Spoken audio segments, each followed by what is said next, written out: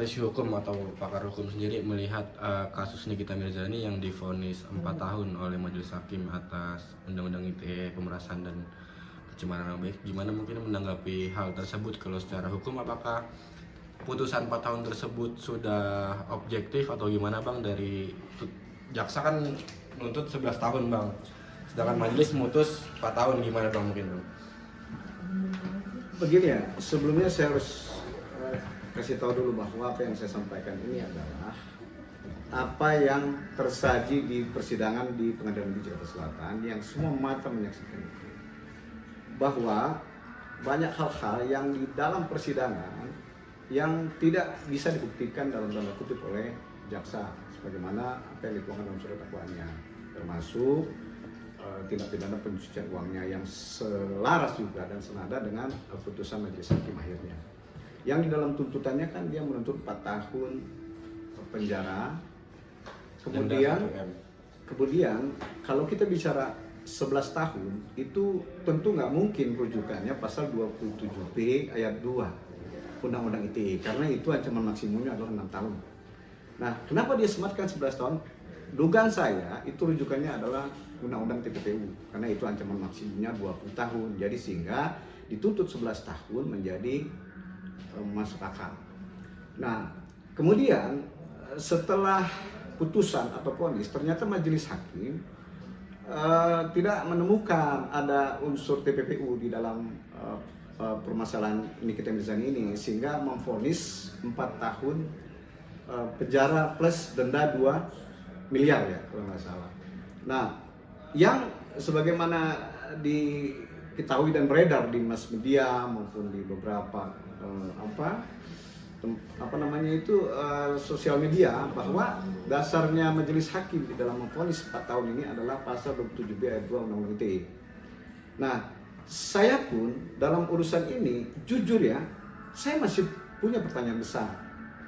Kenapa? Karena saya beberapa kali melihat apa yang tersaji, baik itu keterangan saksi korban sendiri, barang bukti berupa rekaman yang dihadirkan dalam persidangan, maupun beberapa ahli yang memberikan keterangannya, termasuk keterangan-keterangan daripada saksi fakta dan terdakwa sendiri.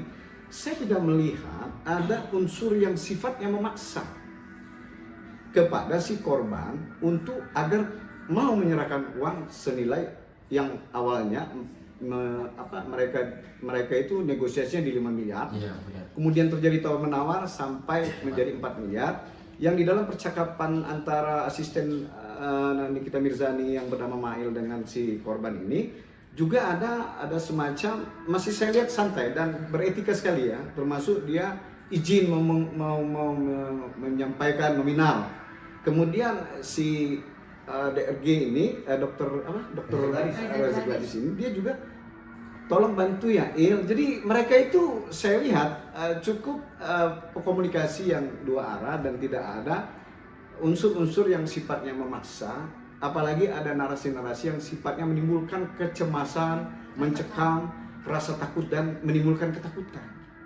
Sehingga akhirnya saya berpandangan terhadap vonis ini, apakah ini menjadi linear nggak ya dengan apa yang dirasakan oleh si korban?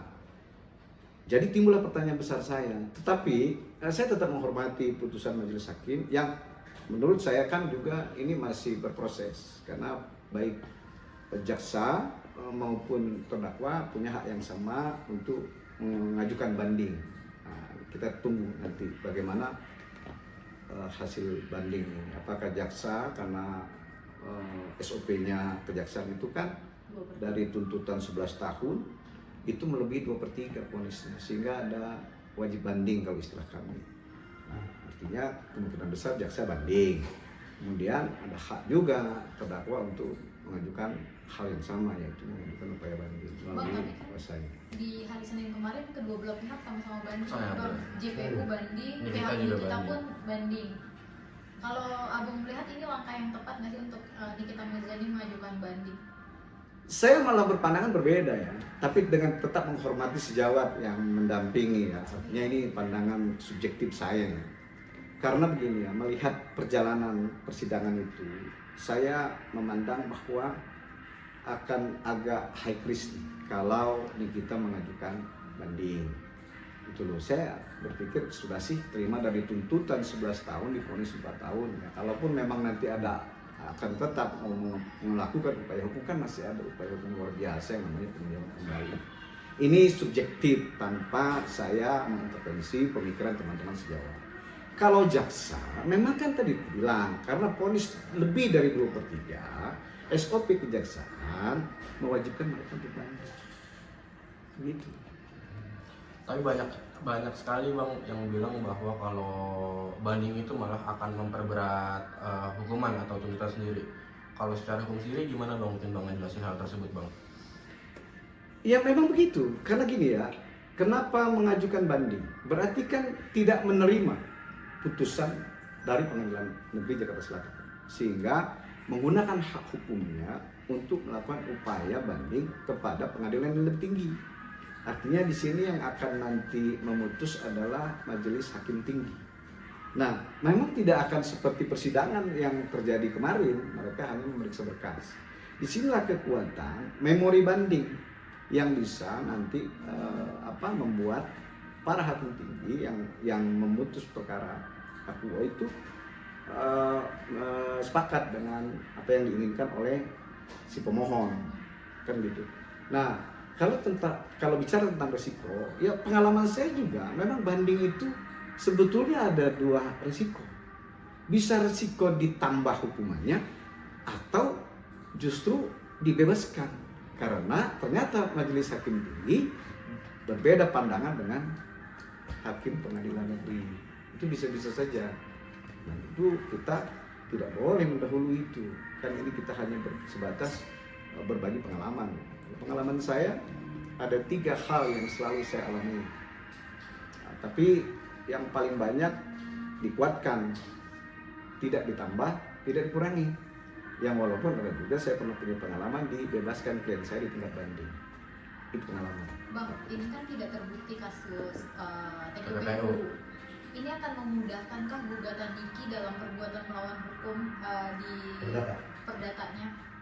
Lebih mudah nggak Bang untuk Niki menggugat? Itu kan ada nominal juga ya atas kerugian yang dia rugilah selama 8 bulan ini kan di penjara. Kalau memang pencemaran nama baik saja kan tidak harus ditahan ya Bang gitu.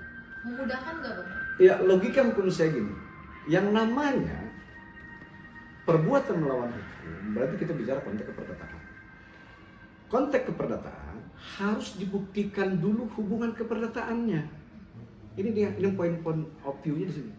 Setelah nanti penggugat ataupun para pihak di sini bisa dipastikan bahwa memang ada hubungan hukum dalam konteks keperdataan. Dan ada pihak yang merasa dirugikan atas hubungan hukum keperdataan ini, maka dia punya alasan atau punya hak hukum untuk melakukan upaya hukum gugatan keperdataan. Kalau kita bicara perbuatan melawan hukum, berarti ada kerugian material di sini. Beda dengan manifestasi, ingkar janji saja. Ini berarti ada perbuatan melawan hukum. Saya kira itu sama-sama punya hak. Kalau mengingat dari persidangan ini kan memang ada terjadi dealing dalam tanda kutip ya, apalagi kan ada juga ahli itu yang sudah menyatakan bahwa itu adalah hubungan keperdataan. Ya berdasar sih, apakah bagaimana nanti ya kita akan kembalikan lagi kepada hakim perdata yang memeriksa perkara ini. Tapi kalau ditanya subjektif saya memandang bahwa memang ada hak keperdataan di sini, apalagi kan adalah sudah akibat yang timbul itu kan sempat ditahan dan lain sebagainya sampai dia ke persidangan dan divonis 4 tahun sekian miliar denda. Tentu secara ada hak-hak keperdataan terdakwa yang terampas dalam persoalan ini. Jadi nggak berlebihan kalau dia mengajukan upaya hukum untuk memperjuangkan hak keperdataan ini.